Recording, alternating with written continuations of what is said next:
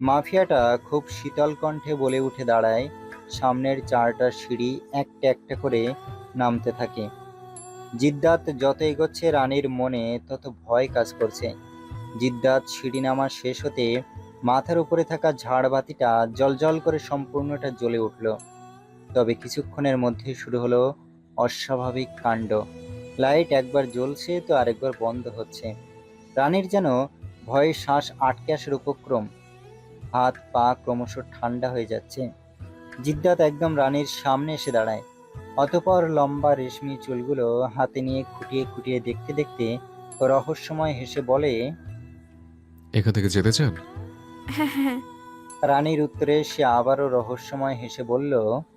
কিছু দিতে হবে? রানী ঠিক বুঝল না এই মানবের কথা। কৌতূহল দমাতে না পেরে কাপা গলায় বলল। মানে? জিদ্দাত শব্দ করেই হাসল। ঠোঁট কামড়ে পরপর তা ছেড়ে মুখের সামনে ঝুঁকে গিয়ে বলল, মানেটা খুব সহজ। কিছু পেতে হলে কিছু দিতে হয়। আমার কাছে তো তেমন কিছু নেই দেওয়ার মতো। জিদ্দাত রানীর ভীতু মুখশ্রীতে ফু দিয়ে শুধালো। কে বলেছে নেই? আছে তো। রানী চমকালো। কি আছে তার কাছে? আজব। দুপা পিছিয়ে যেয়ে বলল। কি? জিদ্দাত মুহূর্তে রানীকে টেনে বুকের উপর ফেলে বাঁকা হেসে বলল। সুন্দর চুল। কি করতে চাইছেন? জিদ্দাত রানীর আঁতকে ওঠা কথা শুনে অট্টহাসিতে ফেটে পড়ল। তার এই হাসি শুনশান পরিত্যক্ত মহলে কম্পন সৃষ্টি হলো। যেমন হলে ভূমিকম্পে মানুষের আত্মা নাড়ায়, ঠিক তেমন। রানী দূরে সরে যাবার পূর্বে জিদ্দাত পকেট থেকে ধীরে ধীরে খুব ধারালো কেচি বের করে স্লো কদম ফেলে রানীর চুলগুলো হাতে নিয়ে তীক্ষ্ণ দৃষ্টিতে পর্যবেক্ষণ করতে করতে বলে। বেশি কিছু না, শুধু এই সুন্দর চুল মাথা থেকে আলাদা করতে চাইছি বেবি। জিদ্দাতের কথা শুনে রানীর বুঝতে বাকি থাকে না, তার চুল কেটে ফেলতে চাইছে। রানী চুলগুলো জিদ্দাতের হাত থেকে একটানে ছাড়িয়ে নিজের চুল নিজে শক্ত করে খামচে ধরে ক্ষোভ নিয়ে তাকায় জিদ্দাতের দিকে। জিদ্দাত পাত্তাই দিল না, বরং তার দিকে এগোতে শুরু করলো। রানী পিছিয়ে যেতে যেতে অনুনয় করে বলল। আমার চুল কাটবেন না, দয়া করুন। রানীর কথা শুনে মাফিয়াটা হু হু করে হাসতে শুরু করে। মধ্যরাতে এই হাসি শূন্য নির্জন প্রাসাদের দেওয়ালে বারবার বাড়ি খেয়ে দুবার ফিরে আসছে। তার হাতের কেচিটা আঙুল দ্বারা ঘুরাতে ঘুরাতে ঠোঁট বাঁকা করে বলল। হৃদয়হীন মানুষের কাছে দেওয়া যাচ্ছেন? হাস্যকর। রানী কুল না পেয়ে চুল রক্ষা করার জন্য পিছন ফিরে দিল দৌড়। যা দেখে জিদ্দাত আরো জোরে জোরে হাসতে হাসতে বলল। যেখানে যান না কেন, ঘুরে ফিরে এখানে আসতে হবে মিসেস। কিন্তু রানী থামে না, দৌড়ে এখান থেকে পালাতে থাকে। জিদ্দাত নিজের জায়গা থেকে এক চুল পরিমাণও নড়ে না। ঠোঁটের কোণে ভয়ঙ্কর হাসিটা বজায় রেখে ঘাড় কাত করে দাঁড়িয়ে রয়। রানী অনেকগুলো দরজা পেরিয়ে যাচ্ছে, অন্ধকারে কিছুই দেখা যাচ্ছে না। তারপরেও নিজের ছোট দেহটা নিয়ে দৌড়াচ্ছে। আরো দুটো দরজা পেরোতে আবারও একই জায়গায় উপস্থিত হয়। কি আশ্চর্য! জিদ্দাত ঘাড় বাঁকিয়ে তাকিয়ে রয় রানীর দিকে। রানী বুঝে যায় এখানে থেকে কোনোভাবেই পালানো যাবে না। মাফিয়াটার কথা মতো ঘুরে ফিরে এখানেই আসতে হবে। একমাত্র জিদ্দাতই এখান থেকে বের করতে পারবে তাকে। আর কোনো উপায় না পেয়ে দৌড়ে গিয়ে জিদ্দাতের পা জড়িয়ে ধরে বসে পড়ল। কান্না করতে করতে বলল। আমার চুল কাটবেন না। জিদ্দাত রানীর চুলের মুঠি ধরে দাঁড় করিয়ে বলল। বেবি, তা কি করে হবে বলুন? কথা শেষ করেই কেচি দিয়ে ক্যাচ করে চুল গোড়া থেকে কেটে ফেলল। রানীর তাই মনে হলো মুহূর্তের মধ্যে ঢলে পড়ল জিদ্দাতের বক্ষে। না! জোরে চিৎকার দিয়ে লাফ মেরে উঠে বসল রানী। পুরো রুম জুড়ে ঘুটঘুটে অন্ধকার বিরাজ করছে। বুকে এক হাত রেখে জোরে জোরে কয়েকটা শ্বাস ফেলে। অতঃপর নিজেকে সামলে আশেপাশে তাকাতে শুরু করে। আবছা আবছা সবকিছু দেখা যাচ্ছে, তেমন স্পষ্ট নয়। তবে বেড থেকে 5-6 দূরত্বে বেশ লম্বা অবয়বের দর্শন পায়। কৌতূহলে ভুরু কুঁচকে আসে তার। কিছু সময় নিয়ে খুঁটিয়ে খুঁটিয়ে পর্যবেক্ষণ করে, কিন্তু এই সময়টার মধ্যে কোনো নড়চড়ই দেখতে পায় না। পরক্ষণে মনে করে হয়তো রুমের কোনো আসবাবপত্র হবে। বিষয়টাকে সে আর জটিল না করে চোখ সরিয়ে নেয় সেই দিক থেকে। কিন্তু একটা জিনিস মাথায় ঢুকছে না, সে রুমে আছে এখন, নির্জন মহল থেকে কি করে আসলো? মাফিয়াটা তো তার চুল কেটে দিয়েছে। এটা মনে হতেই এক দফা কেঁপে উঠে তড়িৎ হাত দুটো নিয়ে চুল রেখে মেপে মেপে দেখে আশ্চর্যের বিষয় হলো চুল কিছুই হয়নি, একদম আগের মতোই আছে। তবে কি এটা স্বপ্ন, ক্ষণিকের ঘটে যাওয়া ভুল ধারণা? কিন্তু যখন তার চুল মাফিয়াটা ধরেছিল তখন সে স্পষ্ট ব্যথা অনুভব করেছে। রানী ঘামতে শুরু করে, গলাটা কেমন শুকিয়ে যাচ্ছে, তবে নিজের জায়গা থেকে এক চুল পরিমাণ নড়তে পারছে না। মনে হচ্ছে শরীরের সব শক্তি বিলীন হয়ে আসতেছে। ভয়ে চোখ বন্ধ করে গুটিসুটি মেরে আবারও শুয়ে পড়ল। সাথে সাথে ছায়াটা নড়ে চড়ে মাথার পেছনে দুহাত রেখে ঘাড় বাঁকিয়ে রহস্যময় হেসে ঠোঁট নাড়িয়ে আওড়ালো, সাধিকার স্টুপিড গার্ল বলে। রানী অনেকক্ষণ যাবৎ চোখ বন্ধ করে আছে ঠিকই, কিন্তু ঘুম তার কিছুতেই আসছে না। মনের মধ্যে হাজারো প্রশ্ন খসখস করছে। বেশ কিছুক্ষণ অতিবাহিত হতেই মনে হচ্ছে একদম তার মুখশ্রীর সামনে কেউ একজন ঝুঁকে আছে। সে ভয়ে চোখ পিটপিট করছে, কিন্তু খোলার সাহস পাচ্ছে না। দুহাত দিয়ে বিছানার চাদর খামছে ধরে কোনোরকম চোখ দুটো টেনে মেলে সামনে তাকাতে যেন দম বন্ধ হয়ে যাবে তার। রুমে এখন আর অন্ধকার নেই, নীল রঙের ড্রিম লাইট জ্বলছে। এতে সবকিছু স্পষ্ট দেখা যাচ্ছে, সাথে রানীর দু সাইডে দু হাত রেখে ঝুঁকে থাকা মানুষটাকেও। ঘুমাবো, সরুন। কাঁপা কাঁপা গলায় বলার পরপরই বাঁকা হেসে সে প্রত্যুত্তরে বলল, ঘুমালে কি করে হবে, এখনো যে স্বামী ধর্ম পালন করা বাকি। রানী জিদ্দাতের বুকে ধাক্কা দিয়ে সরিয়ে দেওয়ার চেষ্টা করে বলে। মানে? সে শুধু বাঁকা হেসে একটানে বুকের ওপর থেকে শাড়ির আঁচলটা নিচে নামিয়ে ফেলল। এবার বুঝতে বাকি থাকে না মাফিয়াটা কি করতে চাইছে, কিন্তু তার শরীরে এসব নেওয়ার জন্য বিন্দু পরিমাণ শক্তি নেই। ধাক্কা দিয়ে কিছুটা সরিয়ে উঠে বসে শাড়ি ঠিক করে ছলছল নয়নে জিদ্দাতের দিকে তাকিয়ে কান্না কণ্ঠে বলে ওঠে, আমি এসবের জন্য প্রস্তুত নই, প্লিজ আজকে থাক। আমি কারো কথা শুনতে বাধ্য নই। দাঁত চেপে শুধিয়ে সে আবারও শাড়ির আঁচলটা বুক থেকে নামিয়ে ফেলতে রানী মুহূর্তেই ফুঁপিয়ে উঠল। তাতে জিদ্দাতের বিন্দুমাত্র যায় আসে না। ধাক্কার সাথে বেডে ফেলে দিয়ে ক্ষুধার্ত বাঘের ন্যায় হামলে পড়ল ছোট্ট দেহটার উপরে। খাবলিয়ে খুবলিয়ে প্রতিটা জায়গায় খেলো। আবারও তার সঙ্গী হলো চার দেওয়াল, যেখানে তার চিৎকার একবার নয় বারবার বাড়ি খাচ্ছে। রাত যত গভীর হচ্ছে জিদ্দাত তত নিকৃষ্টতম মানবের প্রমাণ দিচ্ছে। নিজের তিক্ততা খুঁজতে গিয়ে একটা ছোট্ট দেহের উপর যে ঝড় বয়ে যাচ্ছে সে খেয়াল কি আছে এই হৃদয়হীন মাফিয়া? সে তো মগ্ন এক 17 বছরের কিশোরীর তরতাজা শরীরে। নিজের খাহিশ মেটানোর জন্য সারা রাত মগ্ন ছিল। গলা ফাটিয়ে চিৎকার করেও জন্ম নেয়াতে পারেনি পাষাণ মাফিয়ার মনে। ইন মর্নিং, বেলা 8টা বাজতেই রানীর ঘুম ভেঙে যায়। শরীরে অসহ্য ব্যথা নিয়ে চোখ মেলে তাকায়। বেডে দুহাত ভর দিয়ে অনেক কষ্টে উঠে বসে। রুমে মাফিয়াটা নেই। দেয়ালে ঘড়ির দিকে নজর দিতেই ফুঁপিয়ে কেঁদে উঠে, ব্যথিত দেহের জন্য নয়, ফজর নামাজটা পড়তে না পারার জন্য। কাঁদছে সে হাঁটু ভাঁজ করে, মুখ গুজে কাঁদছে। খুব কষ্ট হচ্ছে তার। শরীরে নেই কোনো জামা কাপড়, শুধু একটা চাদর যেটা বুক পর্যন্ত ঢেকে দেওয়া। কালকের রাত ছিল মেয়েটার জন্য বিষাক্ত। মানুষ এতটা হার্ড হতে পারে আগে জানা ছিল না। এই মুহূর্তে রানীর শাওয়ার নেওয়ার দরকার, কিন্তু উঠে দাঁড়াবার মতো শক্তি যে অবশিষ্ট নেই শরীরে। দমে যায় না। চোখের পানিটুকু মুছে চাদরটা পেঁচিয়ে বেড থেকে নামতেই নিচে পড়ে যায়। যন্ত্রণায় পেট চেপে আর্তচিৎকার করে ওঠে। শরীরের প্রতিটা জায়গা ব্যথা হয়ে আছে। এখন যে আবার উঠে দাঁড়াবে সেই শক্তিটুকু আর হয়ে উঠছে না। নিচে বসেই কাঁদছে। এভাবে 5 মিনিট অতিবাহিত হতে দরজা খোলার আওয়াজ পেয়ে সেদিকে তাকায়। নিজের শাশুড়িকে দেখে তাড়াতাড়ি চোখের পানি আড়াল করে চাদরটা খামচে ধরে মাথা নিচু করে নেয়।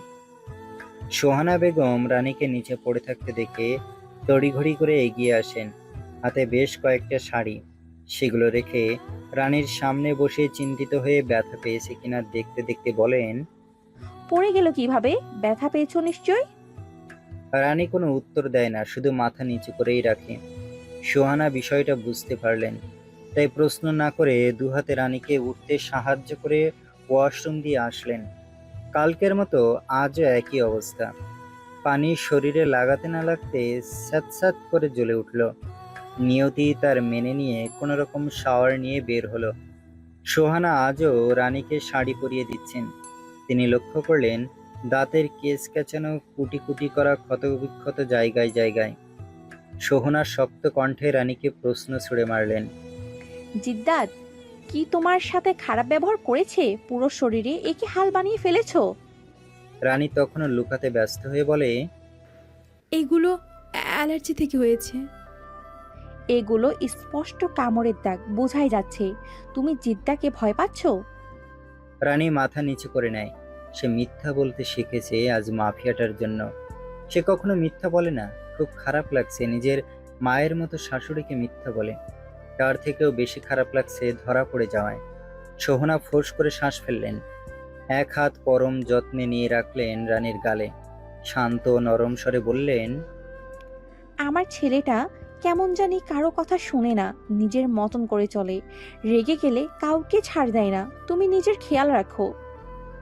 রানী মাথা নাড়ায়। সোহানা শাড়ি পরিয়ে দিয়ে রুম থেকে বের হয়ে যাওয়ার কিছুক্ষণ পরপরই রানীর রুমে প্রবেশ করলেন হরিরামের স্ত্রী শ্যামা। যদিও এখানে আসার সময় ওনার মনে অনেকটা ভয় কাজ করেছে। জিদ্দাতের কঠিন নির্দেশ ছিল এখানে কারো না আসার। শ্যামাকে দেখে রানী ভদ্রতা বুঝিয়ে রেখে সালাম দেয়। তবে শ্যামা প্রত্যুত্তরে কিছুই বলেন না। এতে রানীর খানিকটা খারাপ লাগে। শ্যামা টেরা চোখে রানীর পা থেকে মাথা পর্যন্ত পর্যবেক্ষণ করে। অপরূপ সৌন্দর্যে যে কেউ মুগ্ধ হবে, তবে শ্যামা পিন মারার জন্য মুখ বাঁকিয়ে বলে, কি দেখি এই মেয়েকে বিয়ে করেছে জিদ্দাত? রানীর খুব খারাপ লাগে কথাটায়। তবে সে জিদ্দাতকে স্বামী হিসাবে মানতে নারাজ, তাই কথাটা তার গায়ে মাখল না। শ্যামা এগিয়ে এসে খপ করে রানীর হাত ধরে টানতে টানতে রুম থেকে বের হয়ে ফ্ল্যাটের দিকে নিয়ে যেতে থাকে। রানী কিছু বলতে গিয়েও বলতে পারে না। করিডোরের মাঝপথে এসে তার লম্বা কেশ বাঁধন ছুটে যেতে জোরপূর্বক দাঁড়িয়ে যায় সে। শ্যামা হাত টানতে টানতে রাগ নিয়ে শুধালো। দাঁড়িয়ে গেলে কেন? রানী নিচু স্বরে উত্তর দেয়। একটু চুলগুলো বেঁধে নেই। শ্যামা বিরক্ত হয়ে রানীর হাত ছেড়ে দেয়। রানী ভেজা চুলগুলো খোপা করার সময় শ্যামা চুল দেখে চমকায়। হাঁ করে তাকিয়ে থাকে চুলের দিকে, যেন এ প্রথম এত সুন্দর চুল দেখেছে। পরক্ষণে নিজেকে সামলে রানীর হাত ধরে টানতে টানতে নিয়ে আসে নিচে। লিভিংয়ে বেশ কয়েকটা মেড মিলে পরিষ্কার করছেন। লিভিং পেরোনোর পরপরই বিশাল ডাইনিং, যেখানে রামদাস ও ওনার দু ভাই বসে সকালে ব্রেকফাস্ট করছেন।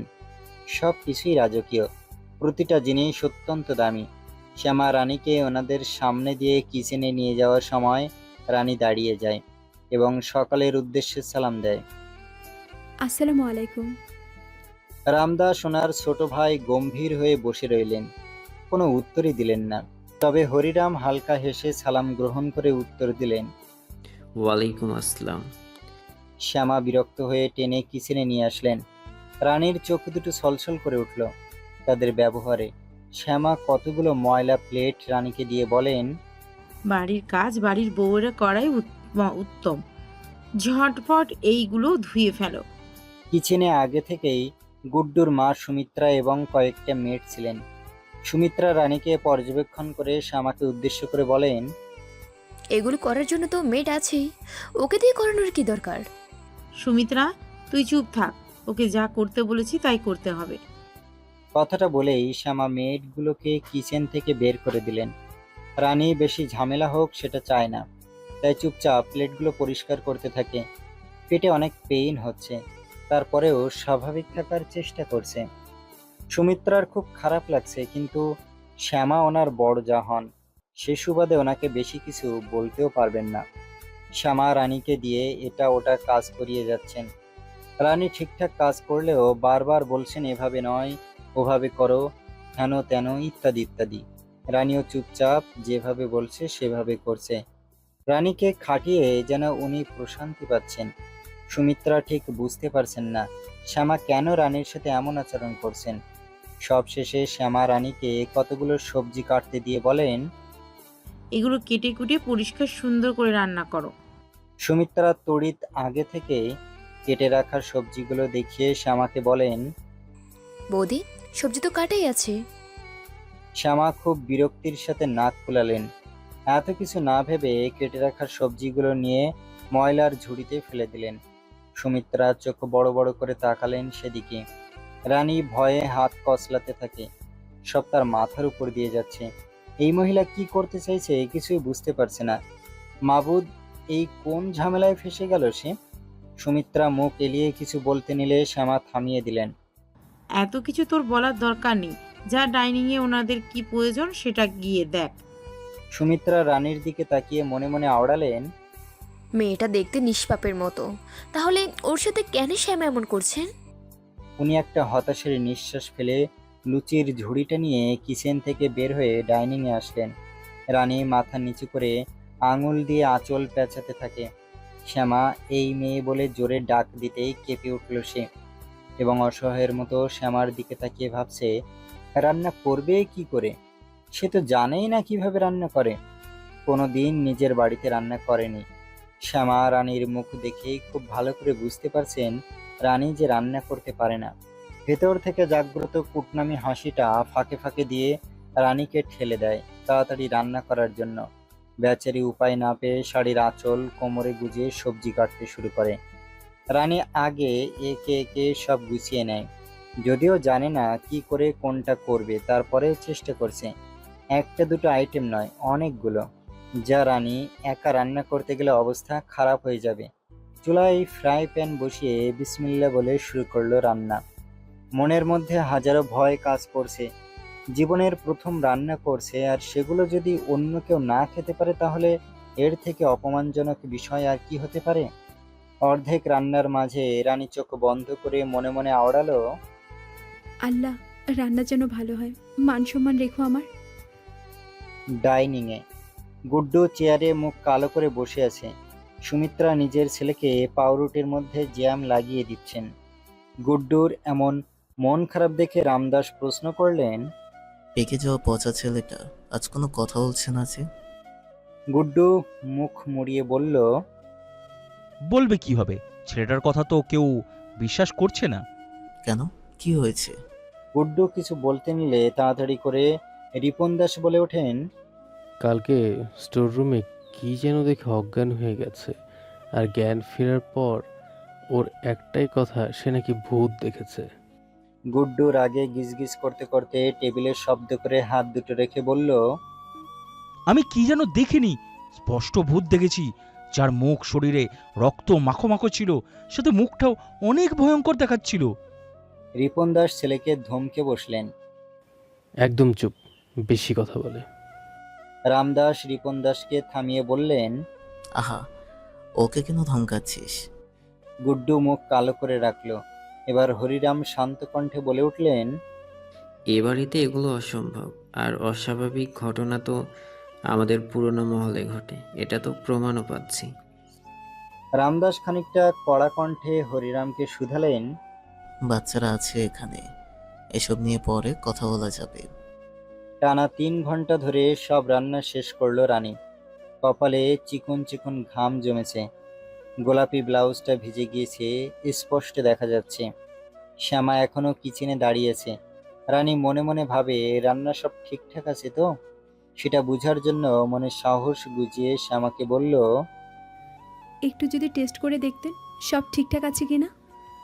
শ্যামা চোখ উল্টে এগিয়ে এসে চামচ দিয়ে একটু একটু করে সব টেস্ট করে হ্যাং হয়ে দাঁড়িয়ে রইলেন। যা দেখে রানীর যায় যায় অবস্থা। কি ভুল করে ফেললো আবার? শ্যামা হ্যাং হয়ে ভাবছেন, আজকে প্রথম রান্না করে এত ভালো কিভাবে সম্ভব? না, আমাকেই কিছু একটা করতে হবে। মনে মনে সেটা আউড়িয়ে রানীকে আঙুল দিয়ে কিছু পাতিল দেখিয়ে বলল, ওই পাতিলগুলো তুমি ধুয়ে ফেলো, আমি দুধ গরম করছি। রানী হাঁপ ছেড়ে বাঁচল। অন্য পাশ হয়ে পাতিলগুলো ধুতে শুরু করে। এ ফাঁকে শ্যামা এক খাপলা লবণ নিয়ে তরকারিতে দিতে নিলে বজ্রপাতের ন্যায় একটা গুলি এসে দুধের পাতিলে প্রবেশ করতে শ্যামা লাফিয়ে ওঠে। রানী গুলির তীব্র আওয়াজ শুনে ভয়ে এক নজর চুলার দিকে তাকিয়ে পিছন ফিরে তাকাতে শক্তপুক্ত হাতের ঠাস। মুহূর্তের মধ্যে অদ্ভুত গাঢ় নীলমণি রাখিতে সে ভিড় করে এক সমুদ্র নোনা জল। হাতে থাকা পাতিলটা নিচে পড়ে যায় শব্দ করে। সবকিছু যেন ঝাপসা দেখছে মেয়েটা। চোখের পলক ফেলতেই টপ টপ করে কয়েক ফোঁটা পানি গড়িয়ে পড়ল। শ্যামা চুলোর দিকে তাকিয়ে আছে হাঁ করে। পাতিল ফোঁটা হয়ে দেওয়ালে গেঁথে গেছে গুলিটা। দুধ গড়িয়ে পড়ে সারা রান্নাঘরে বিচরণ করছে। এই মুহূর্তে বাড়িতে যারা ছিল সবাই গুলির তীব্র আওয়াজ শুনে কিচেনের সামনে চলে এসেছে। সুমিত্রা একপাশে এসে দাঁড়ালেন। মেয়েটগুলো সব লিভিং রুমের একপাশে জড়ো হয়েছে। বাইরে থেকে প্রায় 20 থেকে 30 জনের মতো গার্ড গান তাক করে দৌড়ে বাড়ির ভিতরে এসে জিদ্দাতকে দেখে সবাই হকচকিয়ে যায়। তারা ভেবেছে এমপির বিরুদ্ধে দলেরা হয়তো বাড়িতে হামলা করেছে। এখন দেখে উল্টোটা, মাফিয়াটাকে দেখে প্রাণ বেরিয়ে যায় উপক্রম।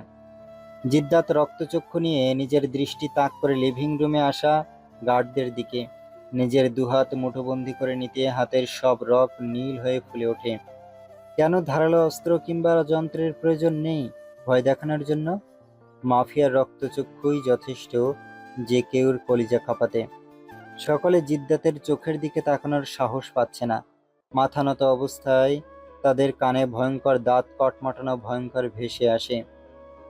Get out of here. এখানে আর 1 সেকেন্ড থাকলে রক্তের বন্যা বোঝাবে। I swear. আবার বলে ওঠে। I swear. পরপর আবারও সিংহের গর্জন পেয়ে গার্ডগুলো নিজেদের জীবিত প্রাণ নিয়ে ছুটে সমস্ত শক্তি দিয়ে। এখানে থাকলে মুহূর্তে তাদের প্রাণ চতুর্থ আসমানে উঠতে বেশিক্ষণ সময় লাগবে না। শ্যামা কাঁপতে কাঁপতে ঘুরে তাকিয়ে কিছু বলতে নিলেই গলা দিয়ে যেন আওয়াজ বের হইতে চাইছে না। অদৃশ্য শক্তি ওনার গলা চেপে ধরেছেন খুব শক্ত করে।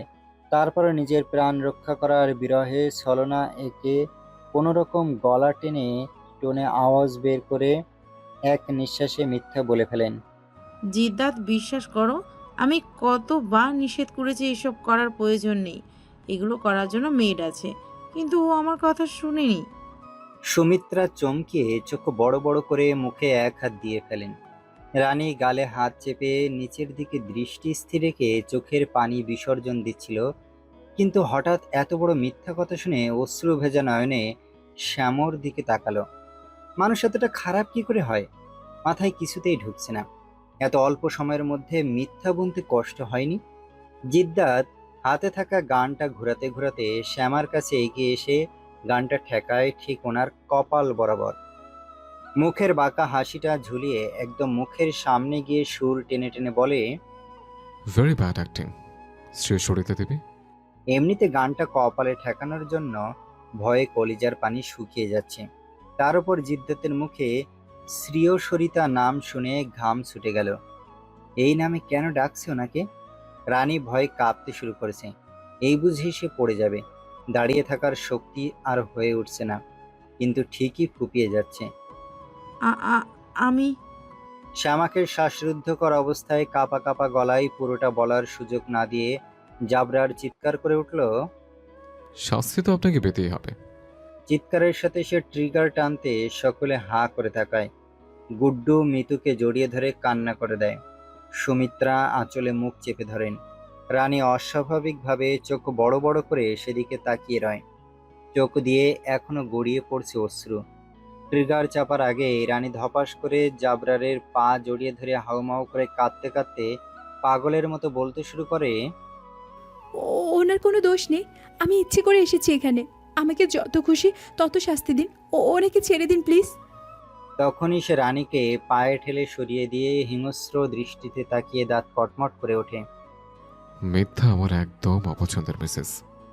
রানী হাঁটু ফ্লোরে নেতিয়ে মাথাটা উঁচু করে ভীতু আঁখি জোড়া নিয়ে জাবরারের দিকে তাকায়। ধরা পড়ে যাচ্ছে দেখে আবারও কাঁপা কাঁপা গলায় মিথ্যা সাজায়। মিথ্যে বলছি না, আমি কাজ করব বলে নিজের ইচ্ছে এসেছি। যদিও মিথ্যা বলতে তার ভীষণ কষ্ট হচ্ছে। কেউ প্রাণ বাঁচানোর জন্য মিথ্যা সাজায়, আবার কেউ অন্যকে ফাঁসানোর জন্য। পার্থক্য শুধু এখানে, শ্যামা তাকে ফাঁসানোর জন্য বলেছেন আর সে শ্যামাকে বাঁচানোর জন্য বলছে। বোকা মেয়ে। জাবরার এক হাঁটু ভেঙে রানীর সামনে বসে গান কপাল থেকে স্লাইড করতে করতে রানীর গালে নিয়ে আসে। মেয়েটা তখন জোরে জোরে নিঃশ্বাস ফেলতে শুরু করে। ক্ষণিকের জন্য মনে হচ্ছে দম বন্ধ হয়ে যাবে তার। নিস্তব্ধ মুহূর্তে জিদ্দাত গান দিয়ে রানীর থুতি উঁচিয়ে নেশা জড়ানো কণ্ঠে বলে উঠল, আপনাদের সাথে জাবরার খান জিদ্দাতের ক্ষুধা নিবারণ করবেন। আপনার এসব ফালতু কাজ করার কোনো মানে হয় না, মাই ডিয়ার বিবেচান। রানী এহেন কথায় চোখ মুখ লজ্জায় ঘৃণায় খিচে বন্ধ করে নিতে জাবরার তাকে ধাক্কা দিয়ে কিছুটা দূরে সরিয়ে পুনরায় শ্যামার দিকে দৃষ্টি তাক করে। শ্যামা ভয়ে ফ্লোরে বসে মনে মনে ঈশ্বরকে ডাকতে থাকেন যেন এবারের মতো ওনাকে বাঁচিয়ে দেন মাফিয়াটার হাত থেকে। জিদ্দাত গানটা কোমরে গুজে শ্যামার দিকে আঙুল তাক করে দাঁতে দাঁত চেপে বলে, নেক্সট টাইম যদি দেখেছি এসব ফালতু কাজ ওনাকে দিয়ে করাচ্ছেন, তাহলে আপনার শেষ সময় আজকে থেকে করা শুরু করে দিন, মাইন্ডেড। শ্যামা তখনও মিথ্যার উপর অটুট থেকে এটা বলতে জিদ্দাত চিৎকার করে উঠল, শাট আপ। জিদ্দাতের সাথে সব মিথ্যা বাহানা একদমই চলবে না। কেঁপে উঠে এই চিৎকার শুনে সবাই। শ্যামা এবার ভয়ে নিচের দিকে তাকিয়ে ফুঁপিয়ে কেঁদে উঠলেন। তবে পরক্ষণে রানীর দিকে হিংসুটে দৃষ্টিতে তাকালেন। জিদ্দাত তখনই রানীকে কোলে তুলে নিয়ে সোজা কিচেন থেকে বের হয়ে গেল। সিঁড়ি দিয়ে উপরে উঠতে উঠতে রানীর দিকে তাকিয়ে রহস্যময় হেসে বলল, শাস্তি তো আপনাকে পেতে হবে মিসেস। সেটা বলেই রানীকে করিডোরে নামিয়ে দিয়ে এক হাত শক্ত করে ধরে টানতে টানতে নিয়ে যেতে থাকলো। কোল থেকে নামিয়েছে শুধুমাত্র রানীকে হয়রান করানোর জন্য। রানী মাফিয়াটার থেকে নিজের হাত ছাড়ানোর চেষ্টা করেই যাচ্ছে। লোকটা এতটা শক্ত করে ধরেছে যার জন্য হাত লাল হয়ে গেছে, সাথে সে অনেকটা ব্যথা পাচ্ছে। এভাবে টেনে নিয়ে যাওয়ায় হাঁটতে কষ্ট হচ্ছে, পেটে অসম্ভব ব্যথা করছে। এতক্ষণ আগুনের কাছে থাকায় শরীরে যেন এক ঝাঁক ক্লান্তি এসে ভর করেছে। রানী হাত কসলাতে কসলাতে একটু পর পর হেসকি তুলছে। সে যে আর সহ্য করতে পারছে না, না পেরে কাঁদতে কাঁদতে আকুতি স্বরে বলে উঠল, ছেড়ে দিন, আমি হাঁটতে পারছি না। কিন্তু জাবরার তার গতি কমায় না। রানীর হাত শক্ত করে অনেক স্পিডে না শোনার ভান ধরে এগিয়ে যাচ্ছে। রানী হাঁটতে না পারায় শাড়ির সাথে পা ভেজে বারবার হোঁচট খাচ্ছে। বিশাল করিডোর, তার দুপাশে সারি সারি রুম পেরিয়ে যেতে আর পারছে না জিদ্দাতের সাথে তাল মিলিয়ে হাঁটতে। তাই মাঝপথে এসে রানী জিদ্দাতের হাত ধরা অবস্থায় নিচে বসে পড়ে। জিদ্দাতের চলমান পা এবার থামে। রানীর হাত ধরেই এক হাঁটু ভেঙে বসে মুখের সামনে নিজের মুখ নিয়ে যায়। যেমন মাফিয়াটার শ্বাস রানীর মুখশ্রীতে আশ্রে পড়ছে, ঠিক তেমন রানীর শ্বাস মাফিয়াটার কঠিন মুখশ্রীতে আশ্রয় পড়ছে। তাদের মধ্যে 1 ইঞ্চি পরিমাণ দূরত্ব নেই। দুজনের শ্বাস প্রশ্বাস সমান তালে চলছে বললে ভুল হবে। রানীরটা ব্যতিক্রম মনে ভয় কাজ করার দরুন এ জমা রোগীদের মতো নিঃশ্বাস নিচ্ছে। জিদ্দাত যখন তার কাছে আসে তখনই মনে হয় প্রাণ পাখিটা বোধ হয় এখনই টেনে বের করে ফেলবে। সে নিচের দিকে দৃষ্টি স্থির করে রাখে। মাফিয়াটা তার মুখের দিকে চোখ খাদে নিয়ে হালকা ডান দিকে ঘাড়টা বাঁকা করে তাকিয়ে মুখ নিয়ে আসে সেই মারাত্মক ভয়ঙ্কর লেভেলের হাসিটা। রানীর শ্বাসরুদ্ধকর অবস্থা। মাফিয়াটার চোখের দিকে তাকানোর সাহস নেই যে তার। নিচের দিকে তাকিয়েও অনুভব করতে পারছে জিদ্দাত তার দিকে ঠিক কিভাবে তাকিয়ে আছে এই মুহূর্তে। এর মধ্যেই জিদ্দাত তার মুখে বাঁকা হাসিটা ঝুলিয়ে রেখেই ফিসফিসে কিছুটা ঢং করে বলল, কষ্ট হচ্ছে বুঝে? হাঁটতে পারার মতো অবস্থা নেই? So sad babe. কিছু করার নেই। পরপর মুখের দিকে হাত বাড়াতে বাড়াতে একই ভঙ্গিতে বলে, ইস, মুখের কি অবস্থা হয়ে গেছে, দেখি দেখি। রানীর হেলে দুলে মাফিয়াটাকে ছুতে না দিয়ে পিছিয়ে আসে। এহেন খোঁচায় ইচ্ছা করছে জোরে চিৎকার করে কান্না করতে। এই অসহায়তা নিয়ে তার সাথে মজা নিচ্ছে। তার নিষ্ঠুর মনে কি একটুর জন্য মনুষ্যত্ব কাজ করে না? এতটাই কঠিন মন যা পাথরের মতো শক্ত। তার ভানার মাঝেই তৎক্ষণাৎ জিদ্দাত দাঁত চেপে মুখ দিয়ে একটা বিশ্রী গাড় বের করে রানীর চুলের মুঠি খাবলে ধরে দাঁড় করাতে রানী মৃদু চিৎকার দিয়ে বলে, আহ, ব্যথা লাগছে, ছাড়ুন। ব্যথা লাগার জন্যই ধরেছে মিসেস। কথাটা বলেই টানতে টানতে রুমে নিয়ে এসে আচমকা রানীকে দেয়ালে চেপে ধরে। তার চোখ মুখের দিকে তাকানো যাচ্ছে না, এতটা পরিমাণ রেগে আছে। অতিরিক্ত ভয়ে রানী কাঁপছে, অসহায় দৃষ্টি নিয়ে তাকিয়ে আছে জিদ্দাতের দিকে। তার এই চাহনি ছিল ক্ষমা পাওয়ার আশা। কিন্তু পাষাণ মাফিয়ার কি এতে মন গলবে? নিষ্পাপ দৃষ্টি জিদ্দাত অনুসরণ করে শব্দ করে হেসেই গানটা রানীর পেটের সাইডে চেপে ধরে বলে উঠল, এভাবে তাকিয়ে কোনো লাভ নেই বেব। দোষ যখন করেছেন শাস্তি তো পেতেই হবে।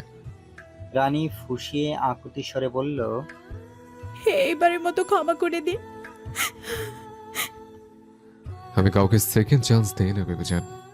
রানী কিছু বলার আগে জিদ্দাত রানীর ঘাড়ের পেছনে এক হাত চেপে ট্রিগার টানলো।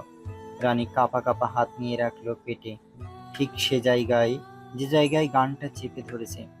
জিদ্দাত বাঁকা হেসে শক্ত করে চেপে ধরে রেখেই মুহূর্তে ট্রিগারে প্রেস করে দিতে রানী গুলির তীব্র আওয়াজে হা করে কাঁপা কাঁপা হাত পেটে থেকে মুখের সামনে নিয়ে আসে। পুরো হাতটাই তাজা খয়েরি রক্তে ভেসে যেতে দেখে চোখ বড় বড় করে নেয়। থমথমে পরিবেশ, জিদ্দাতের মুখে নেই কোনো আফসোসের ছাপ। সে একদম শান্ত, দৃষ্টি তার রানীর মুখের উপর সীমাবদ্ধ।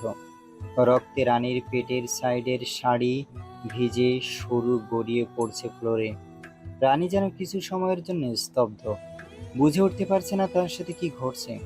সামান্য সময়ের মধ্যে রানীর শরীর ঠান্ডা হয়ে আসলো, চোখের সামনে সব ঝাপসা হতে শুরু করলো। হাড়ে কোনো বিষাক্ত কিছু একটা প্রবেশ করেছে তার। পারল না সোজা হয়ে দাঁড়িয়ে থাকতে, শরীরের সমস্ত ভর ছেড়ে দিয়ে চোখ বন্ধ করে নিল। বক্সিং করে যেতে গেলে 20 মিলিয়ন তোর, হেরে গেলে তোর জান আমার। প্রথমে লোকটা এহেন কথায় শুকনো ঢোক গেলে, পরক্ষণেই তার নজর পড়ে জিদ্দাতের হাতের দিকে। ডান হাতটা ক্ষত হয়ে আছে, এখনো হাতের ক্ষত জায়গায় তাজা রক্ত চিকচিক করছে। ক্ষণিকের জন্য ওনার চোখ মুখ চকচক করে উঠল। বোকালোক ভেবেছে হয়তো সে জিতে যাবে, টাকার লোভে নিজের জানের পরোয়া করল না। কিছু সময়ের মধ্যে এই লোভ তার চারিপাশ থেকে গ্রাস করে নিল। ব্যাস অন্ধ হয়ে গেল, দ্বিতীয়বারের জন্য ভেবেও দেখল না। খুশিতে গদগদ করে বলে উঠল, আমি রাজি। ওকে ফাইন, শুরু করা যাক। এই মুহূর্তে তারা একটা গোডাউনে আছে, চারিপাশে বড় বড় ড্রাম, একটার উপরে আরেকটা রাখা। সেগুলোতে সম্ভবত পেট্রোল হবে। মাঝখানের গোল রাউন্ডের খালি জায়গাটাই দাঁড়ালো দুজন। লোকটা হাতে গ্লাভস পরলো, তবে জিদ্দাত গ্লাভস পরলো না। ভুরু কুঁচকে আসলো লোকটা, কিন্তু পরক্ষণে এটা ভেবে খুশি হলো এতে তো তারই সুবিধা। শার্টলেস অবস্থায় আছে, শুধুমাত্র শর্ট প্যান্ট পরিহিত মাফিয়াটা। দুজন দুজনের মুখোমুখি হয়ে দাঁড়ালো। জিদ্দাত রহস্যময় হেসে হাত উঁচিয়ে বলল, নাও লেটস স্টার্ট। শুরু হয়ে গেল তাদের মধ্যে লড়াই। প্রথমে জিদ্দাত লোকটার নাক বরাবর ক্ষত হাত দ্বারা পাঞ্চ মারে। লোকটা কিছুটা পিছিয়ে যায়, মুহূর্তে নাকের বাঁশি ফেটে গেল। পেটে গলগলিয়ে রক্ত সুর সুর করে বের হয়ে আসে। জিদ্দাতের হাত থেকেও টপ টপ করে রক্ত পড়ছে, তবে সে কোনো প্রতিক্রিয়াই করছে না, যেন তার কিছুই হয়নি। লোকটা বাহুতে রক্তটা মুছে নেয়। হারলে চলবে না, যে করেই হোক জিততে হবে তাকে। নিজের জীবন মরণ বলে কথা। আবারও এগিয়ে আসলো। তাদের মধ্যে লড়াই হচ্ছে ঠিকই, কিন্তু লোকটা জিদ্দাতের শরীরে একটা আঁচও দিতে পারছে না। মাফিয়াটা এতক্ষণ খুব শান্তভাবে মারলেও হঠাৎ তার চোয়াল শক্ত হয়ে আসে, চোখ মুখে নেমে আসে অগ্নিকুণ্ড। মুহূর্তের মধ্যে রাগ শিরায় শিরায় বৃদ্ধি পায়, চোখ আগুন লাল করে দাঁত খিঁচে নেয়। অতিরিক্ত রাগে শরীরের প্রতিটা রগ ফুলে ওঠে, খালিয়ে গায়ে ধোয়া উড়ন্ত ঘাম চুয়ে চুয়ে পড়তে শুরু করে। লোকটাকে একের পর এক ঘুষি মারতে থাকে, তাও আবার নিজের ক্ষত হাত দ্বারা। লোকটা এটা দেখে অবাক, কিন্তু এখন তার খুব ভয় করছে। বাঁচবে কি করে? এভাবে সে মার খেতে থাকলে তো হেরে যাবে খুব সহজেই। তার চিন্তা ভাবনার মাঝেই মাফিয়াটা লোকটার বুকে লাথি মেরে নিচে ফেলে দিয়ে উপরে উঠে বসে নাকে মুখে ইচ্ছে মতো ঘুষি দিতে থাকে। লোকটা আর্তনাদ করে ছটফট করতে থাকে। এখন অনুভব করতে পারছে টাকার লোভে মৃত্যুর স্বাদ গ্রহণ করতে হবে। জিদ্দাতের রাগের কারণটা অজানা, আর অজানা সে রাগ লোকটাকে মেরে মিটাচ্ছে। মারতে মারতে আধমরা বানিয়ে ফেলার পর কলার ধরে দাঁড় করিয়ে সজোরে লাথি মেরে ছিটকে ফেলে বহু দূরের ড্রামের উপরে। খালি ড্রামগুলো নিচে শব্দ করে গড়িয়ে পড়ে ছড়িয়ে ছিটিয়ে যায়। লোকটার চোখ নিভু নিভু, প্রায় হাড়ে হাড়ে টের পাচ্ছে টাকার লোভে কত বড় ভুল সিদ্ধান্ত নিয়েছে। ড্রামের উপর থেকে ধীরে ধীরে সে মাটিতে লুটিয়ে পড়ে। তখন একটা গার্ড 1 থেকে 10 পর্যন্ত গুনে, কিন্তু লোকটা আর উঠে দাঁড়ায় না। জিতে যায় তাদের মাফিয়া বস। জিদ্দাত হাত পাততেই গার্ড গান এগিয়ে দেয়। জিদ্দাত লোকটার মুখের ভেতর গান ঢুকিয়ে একে একে 4টি শুট করে। লোকটা শেষবারের মতো শক্তি ক্ষয় করে চোখ বড় বড় করে আর্তনাদ করে সেখানেই মারা যায়। গোডাউনের বাইরে জিদ্দাতের বাইক রাখা ছিল। সে তার স্টাইলে রেডি হয়ে বাইক নিয়ে তুফানের গতিতে ছোটে। ক্ষত হাত থেকে তখনও রক্ত চুয়ে চুয়ে পড়ছে। তার চোখে মুখে স্পষ্ট শারীরিক সম্পর্কের প্রয়োজন। একটা রুমে বেডের মাঝখানে অজ্ঞান হওয়া অবস্থায় শুয়ে রাখা হয়েছে একটি অপূর্ব সুন্দরী মেয়েকে, যার চারিপাশে সাদা বেডশিটে গোলাপের পাপড়ি দিয়ে ছড়ানো ছিটানো, গায়ে জড়ানো অর্ধনগ্ন একটি পোশাক যার জন্য শরীরের অধিকাংশ জায়গায় দৃশ্যমান। রুমের কিছু কিছু জায়গায় মোমবাতি দিয়ে ডেকোরেট করা। মোমবাতির আলোতে মেয়েটাকে আরো বেশি আকর্ষণীয় লাগছে, যেন কোনো হুর কিংবা পরী। সে অনেকক্ষণ যাবৎ ধরেই অজ্ঞান হয়ে আছে এখানটায়। জিদ্দাত সবেমাত্রই নিজের ম্যানশনে পা রেখেছে। একজন মেড আতঙ্ক নিয়ে এগিয়ে এসে একটা চাবি বসের হাতে দিয়ে মাথা নিচু করে অল্প স্বরে বলেন, আপনার কথা মতো সব কিছু রেডি করা আছে বস। জিদ্দাত বাঁকা হেসে চাবির দিকে তাকিয়ে বলে, গুড জব। কথাটা বলেই ঘাড় এদিক সেদিক করে মোটর শুটিয়ে সিনা টান টান করে সিঁড়ি দিয়ে সোজা উপরে উঠে আসে। বড় তালাবদ্ধ রুমের সামনে দাঁড়িয়ে রহস্যময় হেসে তালা খুলে ভিতরে গিয়ে দরজা বন্ধ করে দেয়। বেডের দিকে নজর যেতেই যেন সে মুহূর্তে মাতাল হয়ে যায়। মোমবাতির নিভু নিভু সুপসুপ আলোতে বেডের উপর একটা পরীকে দেখছে। তাকে দিয়েই আজ তার ক্ষুধা মেটাবে ভয়ঙ্করভাবে। জিদ্দাত তৃষ্ণাত্ম দৃষ্টি নিয়ে তাকিয়েছে গোলাপের পাপড়ির মধ্যে শুয়ে থাকা কিশোরীর দিকে। এক পা করে এগোচ্ছে বেডের কাছে। জিদ্দাত তৃষ্ণাত্ম দৃষ্টি নিয়ে তাকিয়েছে গোলাপের পাপড়ির মধ্যে শুয়ে থাকা কিশোরের দিকে। এক পা করে এগোচ্ছে বেডের কাছে। একদম সামনে এসে শুয়ে থাকা মেয়েটার পা থেকে মাথা পর্যন্ত নেশালো দৃষ্টিতে পর্যবেক্ষণ করতে ব্যস্ত হয়ে পড়ে সে। আখিদয় দিয়েই যেন গিলে ফেলবে। নেশাতুর দৃষ্টি তার আটকেছে মেয়েটার বুকের ভাঁজে। ড্রেসটা নিউড হওয়ার শরীর ভাঁজ চোখের সামনে পুরো দৃশ্যমান।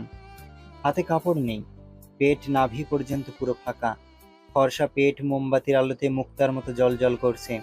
জিদ্দাত ঘাড় বাঁকিয়ে কিশোরীর থেকে নজর সরিয়ে বাঁদিকে চোখ বাঁকা করে তাকায়, যেখানে ডেস্কের উপর রাখা ছিল দুটো ওয়াইনের বোতল। ডান হাত বাড়িয়ে একটি বোতল নিল। ক্ষত জায়গা থেকে রক্ত বোতলের গায়ে লেগে গেল। ক্ষতটা নর্মাল নয়, অনেকটাই গভীর, তবে সেটাকে জিদ্দাত কিঞ্চিত পরিমাণ মূল্যায়ন করল না। বোতলের মুখটা দাঁত দিয়ে এক চুটকিতে খুলে এক নিঃশ্বাসে অর্ধেক ওয়াইন খালি করে ফেলল। অতঃপর বেডে বসে মেয়েটার একদম পাশে বালিশে রেখে ডান হাত বালিশের উপর ভর দিয়ে বাঁ হাতে ওয়াইনের বোতল ধরে রাখলো, যেটাতে কিনা সে একটু পর পর চুমুক দিচ্ছে। এক পা সোজা করে অপর পা উঁচু করে রেখে মেয়েটার দিকে হালকা কাত হয়ে শুয়ে পড়ে, তবে মাথা বালিশে হেলায় না। ডান হাতের তালু মাথার এক সাইড ভর দিয়ে মেয়েটাকে খুব গভীর মনোযোগ দিয়ে দেখতে ব্যস্ত হয়ে পড়ে। দেখছে, সে প্রাণ ভরে তীক্ষ্ণ দৃষ্টিতে দেখছে। খোলা মুখশ্রীতে চোখ বন্ধ অবস্থায় নিষ্পাপ দেখাচ্ছে, যেন তাকে দিয়ে পাপা কাজ হতেই পারে না। পাপহীন মনে করে সে আজ মন ভরে দেখছে নিষ্পাপ মুখখানা। তবে এই চাহনিতে কি মিশে আছে তা অজানা।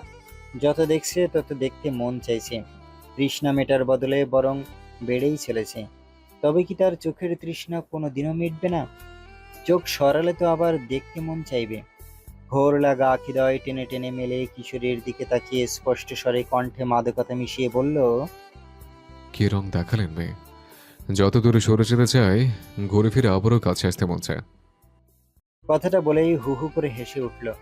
সে হাসছে, কিন্তু এই হাসির কারণ অজানা। হাসির মাঝখানে হঠাৎ তার চোখ মুখ গরম হয়ে আসে। মুহূর্তের মধ্যে চেহারায় ফুটে ওঠে ভয়ঙ্কর লাল আভা। চোখে নেমে আসে আগুন লাল রক্ত। নিমিষেই হাসি থেমে যায়। কপালের নীল রগ ফুলে চামড়া ভেদ করে বেরিয়ে আসতে চাইল। এক লাফে উঠে খালি করা ওয়াইনের বোতল রেখে দেওয়ালে ছুঁড়ে মারে সজোরে। সেটা ঝনঝন করে ভেঙে নিচে পড়ে কয়েক শত টুকরো টুকরো হয়ে যায়। সে বজ্রপাতের ন্যায় মেয়েটার দুপাশে দুহাত রেখে মুখের কাছে ঝুঁকে আসে, দাঁতে দাঁত পিষে আওড়ায়, আপনার জন্য আমি এক মিনিটও শান্তি পাই না। কি আছে আপনার মধ্যে যে আমাকে বারবার আপনার কাছে টানে? কথাটা বলার পর মুহূর্তে তার রাগে আগুন হয়ে যাওয়া চেহারা মুহূর্তে শীতল হয়ে আসে। সে শান্ত নয়নে মেয়েটার পুরো মুখশ্রীতে নজর বুলায়। নজর তার যখন অধরের দিকে আটকায় তখন চুমুকের মতো টানতে শুরু করে সেদিকে। বিলম্ব না করে নরম তুলতুলে ঠোঁটের ওপর নিজের ঠোঁট রেখে শব্দ করে একটা সফট কিস করে ফিসফিসে উঠে, এই, আপনি না বড় অদ্ভুত ভেবে যান। মেয়েটি আর কেউ না, বরং মাফিয়ার বিবিজান। সে ঝুঁকে থাকা অবস্থায় নিজের ফোনের স্ক্রিনের দিকে তাকিয়ে বাঁকা হেসে বলল, আর মাত্র 5 মিনিট বেবি। 5 মিনিট অতিবাহিত হতে রানী নড়ে চড়ে ওঠে। মাথা যেন তার পাথরের মতো ভারী হয়ে আছে, ঘাড়টা যেন বিষাক্ত হয়ে ফুলে উঠেছে। দুহাতে মাথা চেপে চোখ টেনে মেলে তাকাতে প্রথমে সব ঝাপসা দেখলেও আস্তে আস্তে সবকিছু স্পষ্ট হতে জিদ্দাতের মুখ দেখে চোখ বড় বড় করে নেয়। সে ভাবছে তাকে তো মাফিয়াটা শুট করে দিয়েছিল, তাহলে এখনো বেঁচে আছে কি করে? স্বপ্ন দেখছে না তো? তৎক্ষণাৎ মনে পড়ে পেটের সাইডে তাকে শুট করা হয়েছিল। তড়িৎ মাফিয়াটার থেকে দৃষ্টি সরিয়ে হাত নিয়ে রাখে পেটের সাইডে। অবাক করা বিষয় হলো সেখানে কোনো ক্ষতই নেই, বেশ জমকালো। জিদ্দাত তো তাকে সত্যি শুট করেছে তাহলে? রানীর ভাবনার মাঝেই জিদ্দাত নাকের সাথে নাক ঘষে শয়তানি হেসে বলল, এত ভেবে মাথা নষ্ট করার দরকার নেই। রানী বক্ষে ধাক্কা বসিয়ে কাপা কাপা গলায় বলে ওঠে, এখনো বেঁচে আছি।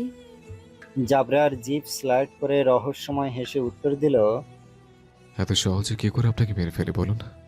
তাহলে আমাকে ঠান্ডা করবে কে? নির্দিষ্ট সময় হলে না হয়ে আপনাকে অনেক দূরে পাঠিয়ে দেব। জিদ্দাতের লাস্টের কথাটা রানীকে এক দফা কাঁপিয়ে তুলল। এই মাফিয়ার মনে কি চলছে তা বোঝা বড় মুশকিল। জিদ্দাত উঠে বসে একটা একটা করে শার্টের গুতুম খুলতে শুরু করলো, যা দেখে রানী ভুরুকুসকে উঠে যেতে নিলে ঘাড়ে তীব্র ব্যথা অনুভব করে। তারপরও কষ্ট করে কোনো রকম উঠে বসে। অল্প সময়ের মধ্যে নিজের দিকে নজর যেতে যেন আকাশ থেকে পড়ে এ কেমন পোশাক পরিয়ে দিয়েছে তাকে? মাফিয়াটা পরিয়েছে নাকি অন্য কেউ? ভাবতে কেমন লজ্জা ঘৃণা তাকে চারপাশ দিয়ে ঘিরে ধরলো। হাত দ্বারা যতটুকু ডাকার ততটুকু চেষ্টা করছে। রানীর এহেন অবস্থা দেখে জিদ্দাত প্যান্টের বেল্ট খুলতে খুলতে বাঁকা হেসে বলে, এখন ডেকে কোনো লাভ নেই বেব। ভয়ে শুকনো ঠোঁট জিভ দিয়ে ভিজিয়ে নেয়। শরীর যেন ভূমিকম্পের ন্যায় কাঁপছে। তৎক্ষণাৎ রানী কুল না পেয়ে চেঁচিয়ে ওঠে, কি করছেন? খুব সিম্পল বেবি, যার 5টা স্বামী করে। রানী মুখ ঘুরিয়ে অমত জানায়। আমার প্রয়োজন নেই। তৎক্ষণাৎ জিদ্দাত দাঁত চিবিয়ে চিবিয়ে রানীর অমতকে 2 মিনিটে পিষে ফেলে। আপনার প্রয়োজন দিয়ে আমি কি করব? আমার প্রয়োজন আপনি না চাইলেও আমি মিটিয়ে নেব। কথা শেষ। রানীর আঁখি জোড়ায় অশ্রু টইটুম্বুর হয়ে আসে। ছোট ছোট 2 হাত দ্বারা ধাক্কা দিয়ে সরিয়ে দেওয়ার চেষ্টা করে। মাফিয়াটা শব্দ করে শয়তানি হেসে রানীর হাত দুটো নিজের এক দ্বারা আটকে বলে, পুঁটি মাছের শক্তি নিয়েও আপনি আমাকে খুব ভালো করে সামলাতে পারেন। বিষয়টা খুব ভাবার, তাই না? রানী চোখ খিচে নিল। সময়ের সাথে সরতে শুরু করলো সকল আবরণ, ঘৃণায় অঘৃণায় মিলেমিশে একাকার। গোলাপের ছেঁড়া পাপড়ির স্নিগ্ধ মৌ মৌ করা সময়টাকে মাতাল করে তুলে জিদ্দাতকে আরো দ্বিগুণ বেসামাল করে তুলল। এই নারীর কাছে এসে সে উন্মাদ হবে না তো কি করে হয়? তরুণীর শরীরের প্রতিটা ভাঁজের ঘ্রাণ যে তার খুব প্রিয়। ড্রাগাসক্তের মতো মাতোয়ারা বানায় রানীর শরীরের সুগন্ধি। কাছে আসলেই পুরোপুরি ডুবে যায় সে সুগন্ধিতে, ভুলে যায় সকল ক্লান্তি। রানী কাঁদছে, খুব করে কাঁদছে, যন্ত্রণায় কাতরাচ্ছে বারংবার। চোখের কার্নিশ থেকে নদীর স্রোতের ন্যায় অশ্রু গড়াচ্ছে। তবে শরীরের যন্ত্রণার জন্য না, আজ একটু ব্যতিক্রম হলো। আবারও একবার সিংহের মুখের শিকার হলো। অনুমতি ব্যতীত একজন স্বামী স্ত্রীর উপর এভাবে ঝাঁপিয়ে পড়তে পারে না। আর 4-5টা দম্পতির সম্পর্ক আর যাই হোক এরকম নয়। স্ত্রীকে বুঝার ক্ষমতা আদৌ কি হবে এই হৃদয়হীন মাফিয়ার? দীর্ঘ সময় পার হওয়ার পর রানী যখন অসহায় ফুলা নীল আঁখি জোড়া নিয়ে জিদ্দাতের দিকে তাকিয়ে থাকে, তখন জিদ্দাত ঘোলাটে নেশাযুক্ত চোখে তাকিয়ে ডিপ ভয়েসে বলে, জেবরার খান সিদ্ধার্থের ভিটামিন আপনি, যে প্রতিদিন না নিলে নিজেকে বড্ড অসহায় মনে হয় বিবি। রানী ফুঁপিয়ে উঠল। আমি আর মুখের কথা কেড়ে নিয়ে শক্ত গলায় দাঁত চেপে মুখ বন্ধ করে দিল। অসম্ভব। আমি কখনো নিজের শিকার পুরোপুরিভাবে না খেয়ে ছেড়ে দেই না। এই মুহূর্তে যত চুপ থাকবেন তত আপনার জন্য মঙ্গল হবে। Time skip. ম্যাম উঠুন, তা না হলে যে সর্বনাশ হয়ে যাবে। মেয়েদের ডাকাডাকিতে রানীর ঘুম ছুটে যায়। আড়মোড়া দিয়ে চোখ মেলে তাকায়। একজন মেড দাঁড়িয়ে আছেন ড্রেস নিয়ে, মুখে 3বার আতঙ্কের ছাপ স্পষ্ট। তাই রানীকে কিছু বলার সুযোগ না দিয়ে ফের আতঙ্কিত স্বরে বলে উঠলেন, ম্যাম 10 মিনিটের মধ্যে ফ্রেশ এবং রেডি হয়ে নিচে যান।